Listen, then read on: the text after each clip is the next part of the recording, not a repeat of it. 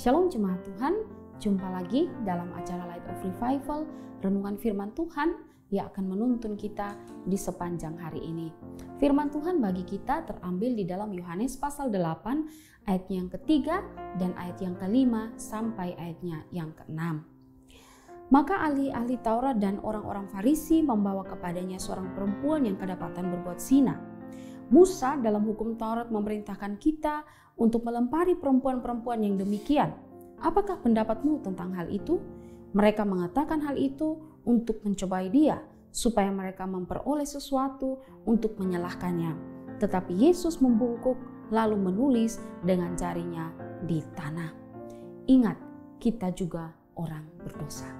Jemaat Tuhan yang terkasih, ketika Yesus sedang mengajar di bait Allah, maka datanglah ahli-ahli Taurat dan orang-orang Farisi membawa seorang perempuan yang kedapatan berbuat zina. Di situ mereka menempatkan perempuan itu di depan Yesus dan menjadikan Yesus sebagai hakim atas dosa atau kesalahan yang dilakukan oleh perempuan ini. Menarik di sini bahwa ahli-ahli Taurat dan orang Farisi ini memakai kasus ini untuk dapat mencobai atau dapat menyalahkan Yesus. Di dalam ayat yang kelima dikatakan, mereka mengatakan Musa dalam hukum Taurat memerintahkan kita untuk melempari perempuan-perempuan yang demikian. Apakah pendapatmu tentang hal itu? Di sini para ahli Taurat dan orang Farisi mengajukan pertanyaan ini kepada Yesus dengan maksud untuk mencobai, dengan maksud untuk menjebak, dan dengan maksud untuk punya kesempatan untuk dapat menyalahkan Yesus. Karena jikalau Yesus mengatakan bahwa perempuan ini tidak dihukum mati, maka secara otomatis Yesus menentang hukum Musa atau hukum Taurat. Tapi sebaliknya, jika Yesus mengatakan bahwa perempuan ini harus dihukum mati, maka saat itu Yesus menentang pemerintahan Romawi. Karena dalam pemerintahan Romawi tidak mengizinkan orang Yahudi menjatuhkan hukuman mati. Saya mengutip kata-kata Matthew Henry. Matthew Henry berkata, orang-orang Farisi yang dengan berapi-api ingin mengadili pelanggar hukum ini, termasuk mempunyai semangat yang besar untuk menentang dosa ini. Namun setelah itu, tampak bahwa mereka sendiri sebenarnya tidak luput dari dosa itu. Bahkan lebih dari itu, di bagian dalam mereka penuh dengan berbagai jenis kotoran.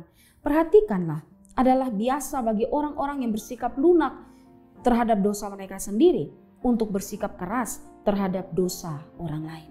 Saudara, perhatikanlah bahwa para tokoh-tokoh agama ini mempersoalkan perempuan yang kedapatan berzina ini. Padahal mereka sendiri mempunyai sebuah rencana yang besar, rencana yang jahat terhadap Yesus, yaitu di mana mereka berencana untuk membunuh Yesus. Di sini mereka mempersoalkan dosa orang yang lain yang lebih kecil, tetapi mereka mendiamkan atau bahkan mereka memelihara dosa mereka sendiri yang jauh lebih besar. Satu-satunya yang menjadi perbedaan antara ahli Taurat, orang Farisi dan perempuan yang kedapatan berzina ini adalah dosa perempuan ini sudah nyata atau sudah jelas, sudah nampak. Tetapi apa yang menjadi dosa atau isi hati daripada mereka ini tidak nampak, bahwa mereka punya rencana yang jahat. Saudara, bukankah kita juga seringkali bersikap sama seperti ahli Taurat dan orang-orang Farisi ini? Bukankah kita juga seringkali bersemangat untuk mengoreksi, menghakimi kesalahan orang lain tanpa melihat bahwa kita juga punya kesalahan, tanpa melihat bahwa kita juga orang berdosa yang mungkin kita melakukan kesalahan atau dosa yang mungkin sama atau bahkan lebih besar daripada orang yang kita hakimi ini.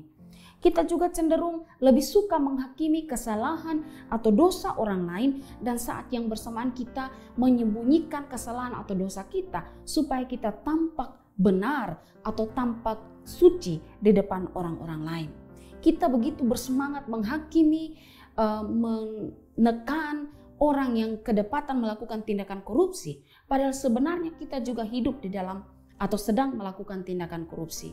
Kita begitu bersemangat menghakimi orang yang kedapatan berzina, berselingkuh. Padahal sebenarnya kita juga sendiri hidup dalam persinahan dan dalam perselingkuhan. Kita juga begitu bersemangat untuk menghakimi orang lain dengan keburukannya, kekurangannya, tanpa kita sadari bahwa kita juga punya keburukan, punya kekurangan yang mungkin jauh lebih dari orang yang sedang kita bicarakan atau kita hakimi ini. Saudara, kita lebih cenderung memperhatikan selumbar di mata saudara kita dan tidak memperhatikan balok di dalam mata kita. Karena itu saudara, melalui perenungan firman Tuhan pada pagi hari ini, mari masing-masing kita mengoreksi diri kita. Mari masing-masing kita melihat diri kita secara baik. Kalau kita mendapati ada sikap-sikap yang demikian seperti ahli Taurat dan orang-orang Farisi, maka segera bertobat, minta pengampunan kepada Tuhan. Karena Tuhan begitu mengenal siapa kita. Dia tahu apa yang ada di dalam hati kita. Dia tahu apa yang kita perbuat. Dia tahu apa yang kita pikirkan. Dia begitu mengenal kita. Bahwa kita semua adalah orang-orang berdosa. Tidak ada satupun di antara kita yang tidak berdosa. Semua kita membutuhkan anugerah pengampunan dosa daripada Kristus.